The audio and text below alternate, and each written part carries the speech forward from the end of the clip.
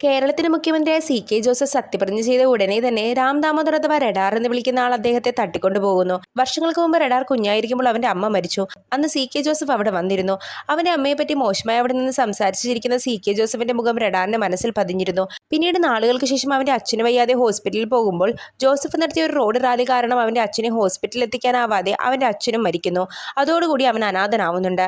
പിന്നീട് ആ നാട്ടിലെ കുറച്ച് കുട്ടികളുമായി അവൻ കൂട്ടാവുന്നു. അങ്ങനെ അവർക്ക് വേണ്ടി തല്ലാനും കൊല്ലാനും ഒക്കെ റഡാർ പോകുന്നുണ്ട്.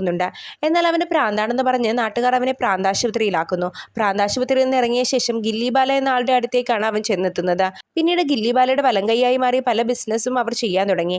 നാളുകൾക്ക് ശേഷം റഡാറിന് തന്റെ സാമ്രാജ്യമെല്ലാം കൈമാറി ഗില്ലിബാല അവിടുന്ന് സ്ഥലം വിടുന്നു. ഇതൊക്കെ ഉണ്ടെങ്കിലും സി.കെ. ജോസഫിനോടുള്ള അവന്റെ പക മനസ്സിൽ മായാതെ കിടക്കുകയാണ്. അതുകൊണ്ട് തന്നെ അവൻ മുഖ്യമന്ത്രിയായ സി.കെ. ജോസഫിനെ കിഡ്നാപ്പ് ചെയ്യാൻ തീരുമാനിച്ചു. അതോടെ അവന്റെ പുറകെ പോലീസ് വരാൻ തുടങ്ങി. സ്വന്തം അച്ഛനെ കണ്ടുപിടിക്കാനായി മകനായ നോബൽ തന്നെ കളത്തിലേക്ക് വന്നു. എന്നാൽ പോലീസിലും സാധാരണ ജനങ്ങളിലുമൊക്കെ പിടിയുള്ള റഡാർ അവനെ കുറെ വട്ടം കറക്കി.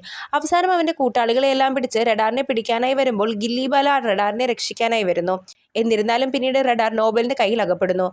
മുഖ്യമന്ത്രിയെ തട്ടിക്കൊണ്ടുപോയി അയാളുടെ അഴിമതിയും തെറ്റുകുറ്റങ്ങളും ഒക്കെ ജനങ്ങളെ അറിയിച്ച് അയാളെ രാജിവെപ്പിച്ചു. റഡാർ ആകട്ടെ പോലീസിന് കീഴടങ്ങുകയും അവർ അവരെ വീണ്ടും പ്രാന്താശുപത്രിയിലാക്കുകയും ചെയ്തു. എന്നാൽ ഓസ്കാർ ബ്രദേഴ്സ് എന്ന് പറയുന്ന ഒരു ഗ്യാങ് റഡാറിനെ കൊല്ലാനായി അങ്ങോട്ട് വരുന്നു. ആ സമയത്ത് വീണ്ടും ഗില്ലിബാല റഡാറിനെ രക്ഷിക്കാനായി വരുന്നുണ്ട്. എന്നിട്ട് ഓസ്കാർ ബ്രദേഴ്സും ഗില്ലി ബ്രദേഴ്സും തമ്മിലുള്ള വാർ തുടങ്ങിയെന്ന് കാണിച്ചുകൊണ്ട് സിനിമ അവസാനിപ്പിക്കുന്നു. ഈ സിനിമയെക്കുറിച്ചുള്ള നിങ്ങളുടെ അഭിപ്രായം കമന്റ് ചെയ്യുക. ചാനൽ കൂടി സബ്സ്ക്രൈബ് ചെയ്യുക.